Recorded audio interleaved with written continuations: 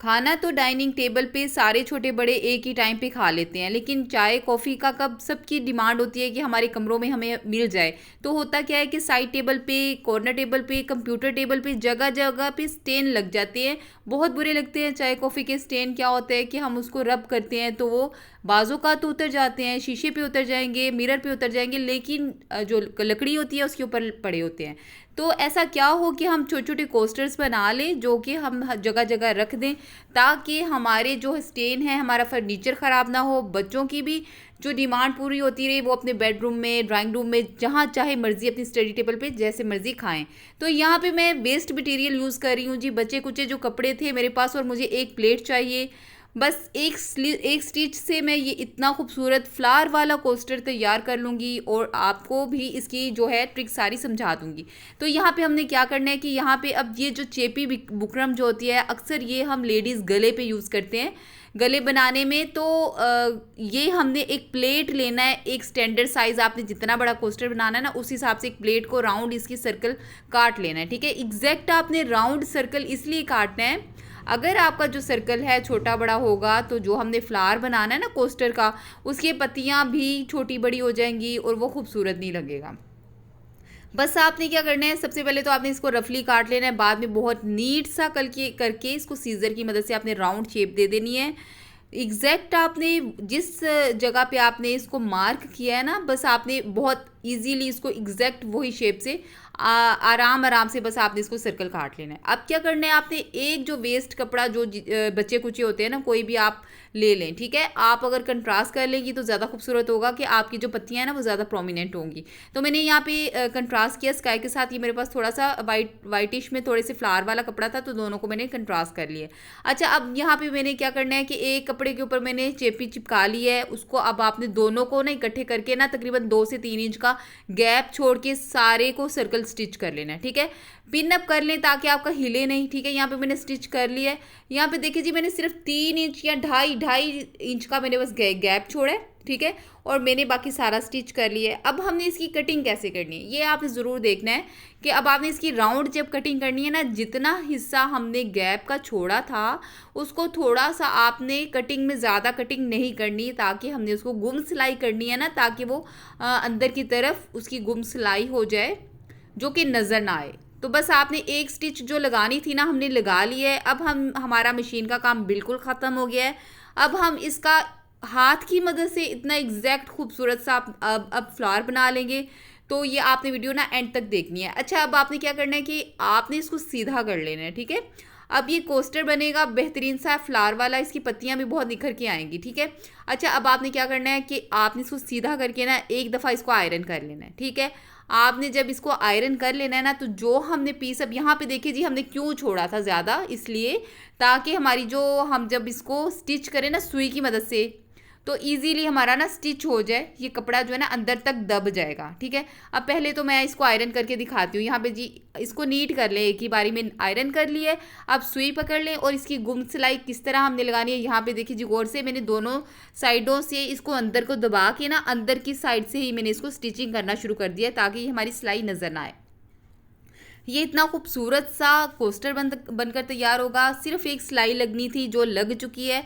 बस अब हमने इसको हाथ की मदद से ही, एक ट्रिक की मदद से, सुई की मदद से एक टांका लगाएंगे बस, और हमारा प्यारा सा कोस्टर तैयार हो जाएगा।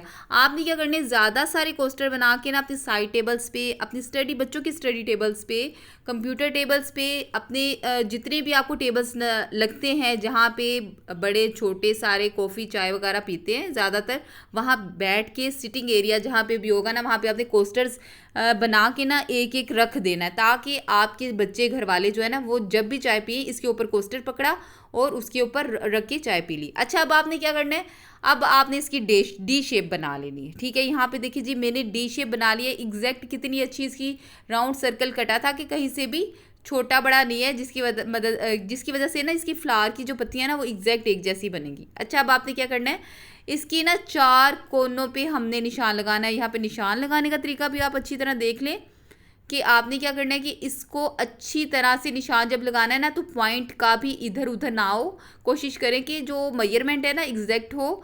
आपने पेन की मदद से ना आपने बस निशान लगा लिया, ठीक है। अब हमने सिर्फ एक सुई का एक टांका लगना है और आपका कोस्टर तैयार हो जाना है।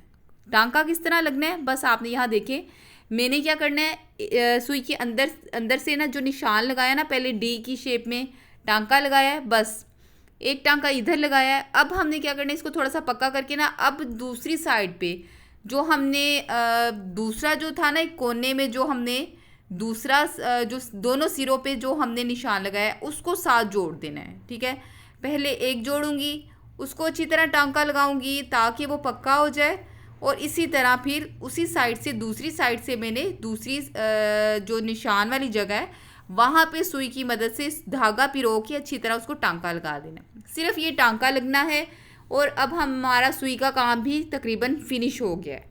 ना मशीन का ज़्यादा इस्तेमाल हुआ है, ना हमारी सुई से भी हमने ज़्यादा काम नहीं किया, बस हमारा कोस्टर जो है वो रेडी हो गया। बस ये इतना सा काम था। अब ये सुई का भी काम ख़त्म हो गया। अब हमने इसका फ्लावर किस तरह बनाना है, बहुत इजी सा सिंपल सा मेथड है। अब आपने क्या करना है, इसको बस आपने ना कैंची की मदद से आपने काट ली। अच्छा, अब आपने क्या करना है, इसको सेट करना है। बस आपने अब यहाँ पे मेरे हाथों की तरफ आपने फोकस करके देखना है कि मैंने किस तरह सेट किया है। अच्छा, आपने ना इसको दरमियान में करके ना आपने बस इसको सेट करने की बस सारी गेम है। अब कोई स्टिचिंग नहीं करनी, कुछ भी नहीं करना, बस आप यहाँ पे देखिए जी, यहाँ पे आपने दोनों साइड पे पहले एक इसकी जो क्रीज है उसको बिठा लेना है। ठीक है, फिर सेकंड टाइम पे आपने इसकी क्रीज बिठा ली। ठीक है, अब हमारी पत्तियों का ना एक शेप बन जाएगी अच्छी सी। अच्छा, अब आपने क्या करना है कि अब हमने जो कोई भी पिंस आप अपने हाथ में पकड़ लें। ठीक है, अब आपने यहाँ पे हाथ की मदद से नीचे से एग्जैक्ट सीधा सीधा करते जाएं और एक पत्ती की शेप देते जाएं। पहले तो हम इसको सिंपल एक पिन की मदद से इसको कर लेंगे। अच्छा, अब आपके पास ना दो तरीके हैं, चाहे तो इसी तरह आप रहने दें कि एक टांका लगा दे तो आपका ये भी कोस्टर की शेप जो है ना बड़ी खूबसूरत लगती है।